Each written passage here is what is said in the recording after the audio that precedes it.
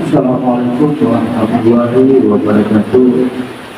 Alhamdulillah, alhamdulillahilladzi ja'ala lana tahriya ma'al Allahumma shalli ala Muhammadin wa ala alihi wa sahbihi Jamaah yang berbahagia, pada malam hari ini kita kembali menyampaikan salat tarawih walaupun tujuan yang sangat jarang ini, di mana beberapa waktu yang lalu guru kita salat peserta beberapa bencana ada yang terjadi gempa yang kita rasakan di tempat kita masing-masing, maka ini suatu tanda bahwasanya apapun yang terjadi di alam semesta ini adalah semuanya teguran atau sinyal atau lampu kuning bahwasanya cukuplah bagi kita untuk mengoreksi semua amalia kita, mengoreksi semua dosa-dosa kita, sehingga kemurkaan Allah itu akan Allah saling atau Allah ampunkan bagi umatnya di umat tentunya yang saat ini sedang menjalankan ibadah di malam dan di siang Ramadan. Pada kesempatan ini kita akan kembali membahas tentang sedekah. Dari beberapa ayat Al-Quran seperti di Al-Baqarah ayat 267, ya ayyuhalladzina amanu la tubtilu shadaqatikum bil-manni wa la yaj'al yunfiqu Allahu riya'an nasi wa la yu'minu billahi wal yawmil akhir. Famathaluhu kamathali safwanin 'alaihi turabun fa'asbahu wabilun fi tawaqahu shadaq la yaqdiruna ala sayyidin mimma hasabu wallahu la yahdil qawmal kafirin. Wahai orang yang beriman, janganlah kamu merusak sedekah dengan menyebut-nyebutnya dan menyakiti perasaan yang menerima Al-Quran. Jadi Al-Baqarah ayat 267, peringatan yang sangat keras. Ini ada kalimat peringatan dan keterangan yang sangat keras. Janganlah kamu merusak sedekahmu dengan menyebut-nyebutnya. Bahasanya menyebut-nyebut itu menyambat-nyambat. Bila kita bersedekah ukur sambat harus pengarangnya yang diperintahkan yang disebut di dalam Al-Quran. Janganlah kamu menyebut-nyebut, jangan sambat-sambat lagi. Bila kita memberikan sesuatu, apalagi sifatnya infak, apalagi sifatnya wakaf, maka itu menjadi hak yang menerima sudah. Apabila kita tanyakan tadi, apabila kita sebutkan tadi, seakan-akan masih ada hak kita atas yang sudah kita sedekahkan tadi. Makanya diperingatkan ini perintah larangan. Jangan menyebut-nyebut. Berasa bagiannya bila ini bersedekah jangan disambut lagi, jangan diingati lagi. Apalagi sampai derajat menyakiti perasaan yang menerima. Sampai tetapi kurang disambut bisa. Kita bersedekah disambut, kita ada akhir yang belum diberikan karena orang. Nah, ini kan bersedekah kita tapi menyakiti orang yang menerima. Al-Quran sudah memerintahkan di sini. Janganlah engkau menyebut-nyebut, jangan menyakiti perasaan. Ingat, semua kehidupan makhluk Allah disediakan tempatnya nantinya, seperti neraka sakar. Neraka sakar itu Allah siapkan bagi hamba yang tidak mau mengerjakan sholat. Neraka sakar itu yang ada musuh yang wajib, apalagi sunat. Anda tahu, awas siapkan neraka sakar. Orang yang ada mau sembahyang berarti ada mau di Tuhan. Awas siapkan neraka sakar. Kemudian orang yang sembahyang disiapkan Tuhan dulu nerakanya. Ibu kita, yang ada sembahyang Allah siapkan neraka, yang sembahyang Allah siapkan neraka juga. Fawailul lil musallin. Neraka wail bagi orang yang sembahyang, orang yang beramal ibadah, Allah siapkan neraka wail. Fawailul lil musallin alladzina hum an salatihim sahun. Orang yang ketika beribadah, orang yang ketika mengerjakan sholat ia lalai. Lalai akan apa? Lalai bahwa itu berisi Tuhan. Jika sembahyang hanya mengerjakan sekedar hukum, melepaskan kewajiban, ini lalai caranya. Diancam juga neraka wail. Kemudian tentang hukum sedekah, ada ancamannya, jelas ada. Sebagaimana diriwayatkan ketika Nabi di dalam perjalanan Isra wal Mi'raj ditemukan dengan beberapa peristiwa, ditunjukkanlah ajab-ajab di dalam neraka. Kemudian ketika seorang jin atau iblis diutus untuk menemui Nabi Muhammad, wahai jin, datangi Nabi Muhammad dan jawab semua pertanyaan yang diajukan oleh Nabi Muhammad. Apabila engkau berdusta, maka akan hancurlah tulang belulang engkau. Ada wajib berdusta. Terjadilah di sini 20 tanya jawab antara Nabi Muhammad dengan iblis. Salah satunya kita tidak mungkin menceritakan dari ke-20-nya. Cuma kita ambil tentang sedekah. Salah satunya pertanyaan Nabi Muhammad kepada iblis tadi, wahai jin atau wahai iblis ablasa, di antara umatku, ciri umatku yang masuk neraka itu apa? Ujar iblis, Muhammad, ciri umatmu yang masuk neraka salah satunya orangku suka berbagi, suka bersedekah, orang itu dermawan. Kenapa juga nih? Maka orang itu baik bersedekah. Ketika ia bersedekah, ketika ia menjadi dianggap seorang dermawan, ketika ia dianggap seorang yang suka berinfak, ia menyuruh menerima, tolonglah umumakan kainan aranku, aku berinfak di sini.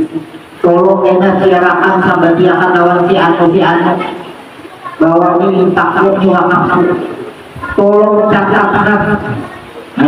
Hati-hati kita menyerahkan infak, menyerahkan sedekah, minta catat. Kemudian takut pulang dan menerima, mencatat pulang papan tulis wakaf si anu, infak si anu, ditulis di papan tulis ya. Maka kedua-duanya ciri-ciri orang yang akan masuk neraka. Jadi panitia ini catat globalnya aja menjadi catatan pribadi, bukan untuk diumumkan.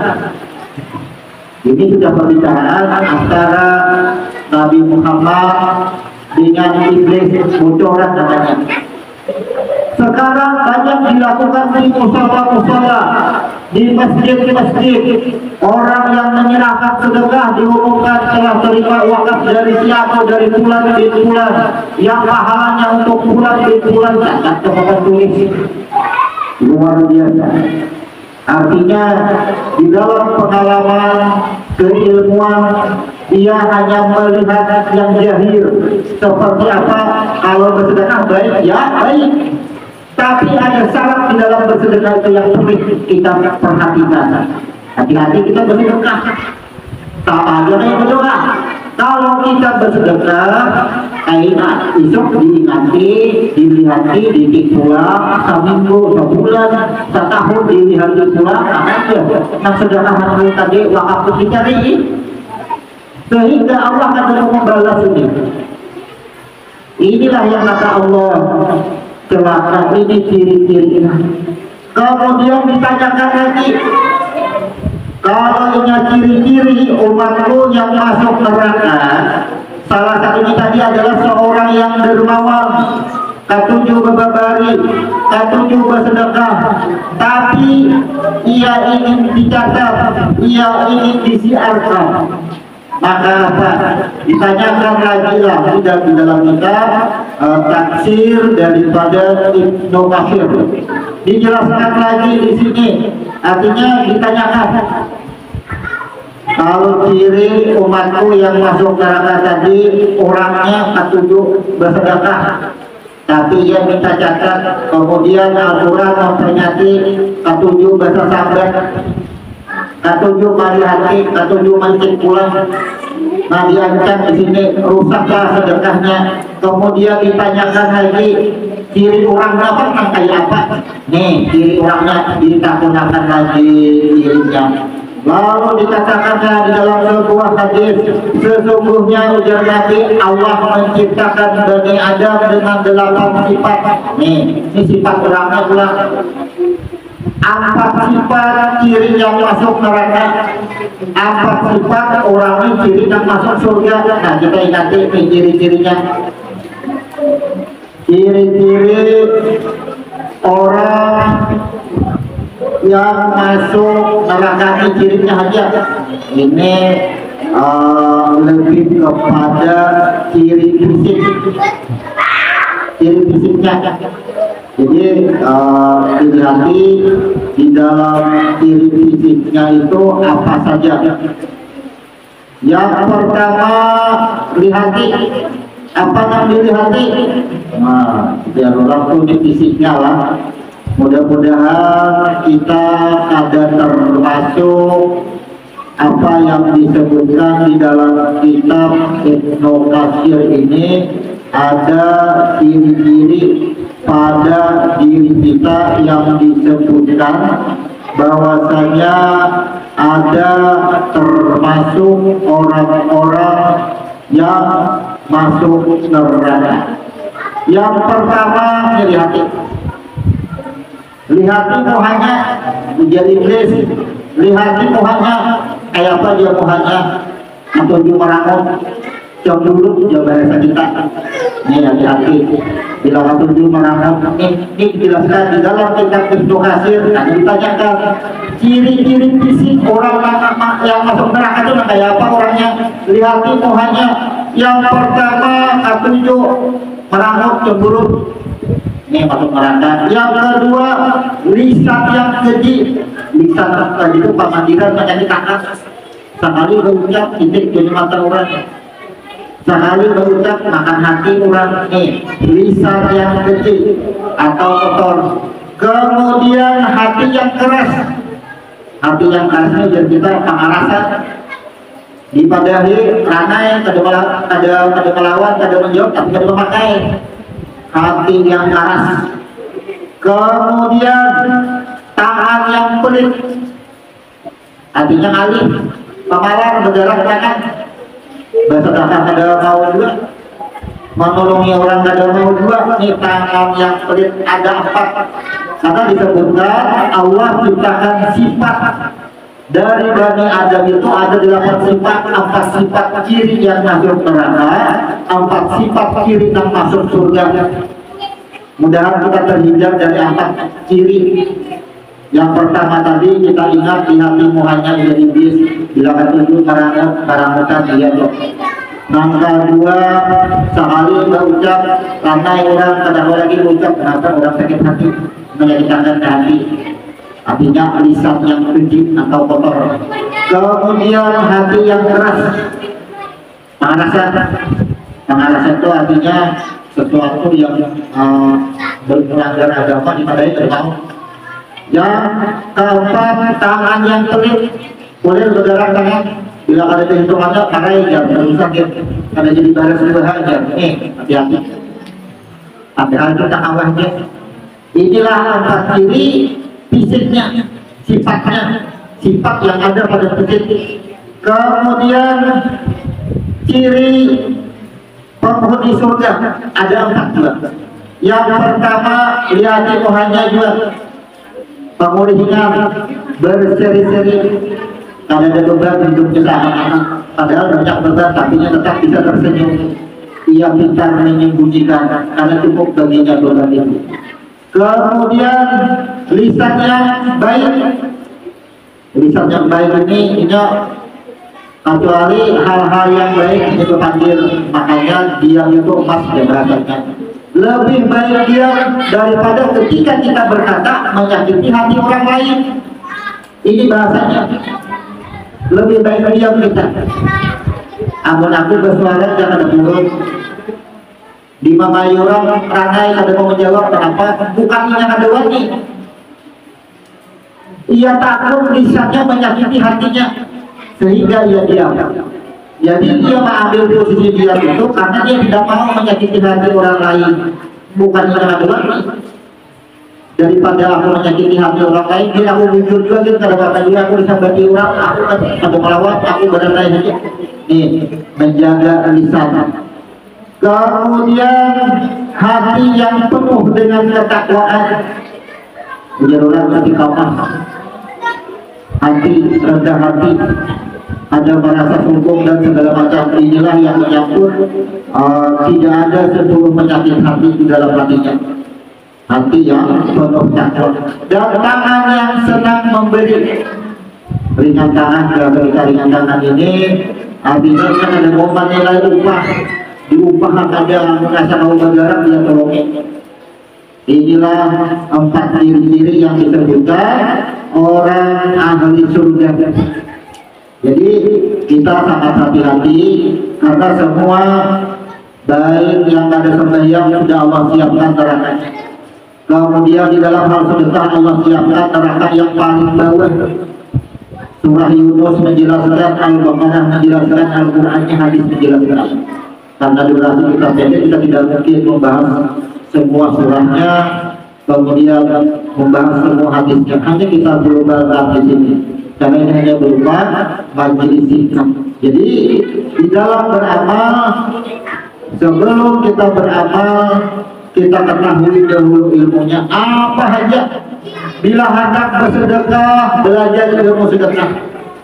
Bila hendak sembahyang, belajar ilmu sembahyang. Bila hendak belajar Fatihah, belajar ilmu Fatihah. Karena ada kalau di dalam rumus Al-Quran ada yang namanya makhrajul huruf. Ada yang bertanya sering, bolehkah membaca diwakaf pada ayat ini? Bolehkah disambung pada ayat ini? Kalau bicara pada hukum makhrajul huruf, hukum membaca tentunya boleh. Tapi ketika ditanyakan bacaan Al-Quran di dalam sholat, ikra'ul Quran di sholat, akan beda jawabannya. Karena sholat adalah komunikasi dengan Tuhan. Kalau kita membaca Al-Quran di luar sholat, itu adalah bacaan sebutan. Tapi ketika ayat Quran dibaca di dalam sholat, maka itu adalah curhat kita dengan Tuhan. Maka seandainya makhrajul huruf dibaca di dalam Al-Quran sesuai hukum tajwidnya, sesuai hukum makhrajul hurufnya, apakah merusak sholat? Tidak, sah tetap sholatnya. Tapi ketika ia berfatihah, seakan ia tidak dianggap berfatihah. Sama aja.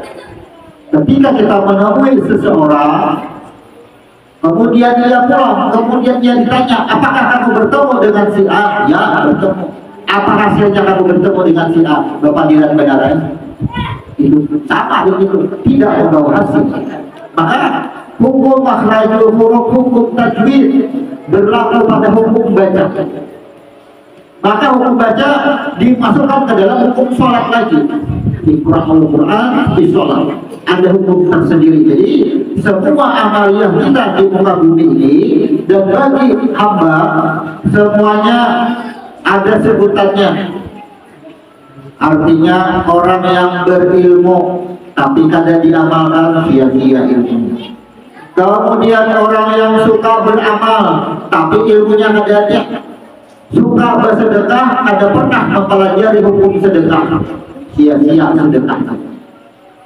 Suka sembahyang, ada ketinggalan 5 waktu tapi kada pernah belajar sembahyang. Belajar sembahyang mulai sekolahan SD, mulai TK belajar gerakannya, belajar bacaannya. Pernahkah kita mempertanyakan kenapa kita di dalam sholat diperintahkan untuk berdiri betul, diperintahkan untuk rukuk, diperintahkan untuk sujud, diperintahkan untuk duduk antara dua sujud? Pernah kita tanyakan itu namanya ilmu sholat. Jadi bila hendak sembahyang lebih khusus lagi cari ilmunya, ilmu tentang sembahyang. Supaya sedekah kita kadarusan, cari ilmu sedekahnya. Karena Al-Quran dan hadis lengkap. Ada 6.666 ayat. Semua ada perintah, larangan. Semua disebutkan sudah di sana. Jadi kurang apa lagi kita itu? Kita aja yang ada menggali. Kita jangan tertipu dengan yang jahil. Aku ya tujuanku baik. Ya. Bahkan seorang yang ahli ibadah bukan dikatakan Nabi celaka. Celaka kamu beribadah tidak melewati keburukan, kada ada ilmunya. Jadi kita jangan bangga ketika kita beribadah tapi kita tidak memiliki ilmunya. Maka inilah kadang-kadang suatu ayat atau suatu nasihat disampaikan oleh seseorang. Misalnya orang ini kata mabuk, lalu yang menasihati ujian kata mabuk tadi, oh iya jangan mabuklah. Pasti menjawab yang dinasihati, dia jangan tujuh mabuk, masa mama dari kami ya. Pasti kayak itu. Kenapa? Orang yang mabuk itu lebih bagus kepadaannya karena dia merasain bagaimana rasanya mabuk. Aman orang kada pernah minum, kada pernah mabuk, menasihati orang jangan minuman keras lah, jangan mabuk lah, tapi takutnya kayak bagaimana rasanya mabuk, kada tahu juga. Al-Quran tidak boleh, dia hanya bicara tentang hukum, tapi tidak pernah merasakan akibat daripada mabuk itu sendiri. Maka sesuatu yang kita dengar dan itu baik dari mulut siapapun, maka inilah yang harus kita turut. Kalau kita lawan, inilah yang disebut salah satu ciri hati yang keras. Jadi mulailah kita mengoreksi semua amaliyah kita, mengoreksi semua kesalahan dosa-dosa kita. Mumpung di Ramadan ini kita perbaiki semuanya. Tidak ada kesempatan yang tertinggal, tidak ada kesempatan yang hilang. Selama Ramadan Allah siapkan setiap tahun, itulah ampunan Allah. Tidak ada dosa yang tidak ada Allah ampuni. Bahkan dosa syirik pun Allah ampuni. Di hadisnya memang disebut hanya dosa syirik yang tidak Allah ampuni. Nah, tapi bahasa itu adalah dosa syirik tidak bisa terhapus dengan sholat, hanya dengan taubat, hanya dengan berserah diri. Tetap Allah ampuni, tidak ada dosa syirik. Artinya yang dilakukan oleh hambanya yang tidak mendapat pengampunan daripada Allah. Gunakan kesempatan Ramadan, jangan sia-siakan kesempatan Ramadan ini. Apapun yang sudah kita lakukan, amaliyah dan kesalahan kita, gunakan supaya semua yang sudah kita lakukan Allah ampuni, agar semua yang kita lakukan di Ramadan ini benar-benar mensucikan baik roh yang menjadi badan kita dan roh yang menjadi nyawa atau nafas bagi kita. Demikian kita tutup. Subhanallahumma wa bihamdika asyhadu an la ilaha illa anta astaghfiruka wa atubu ilaik. Assalamualaikum warahmatullahi wabarakatuh.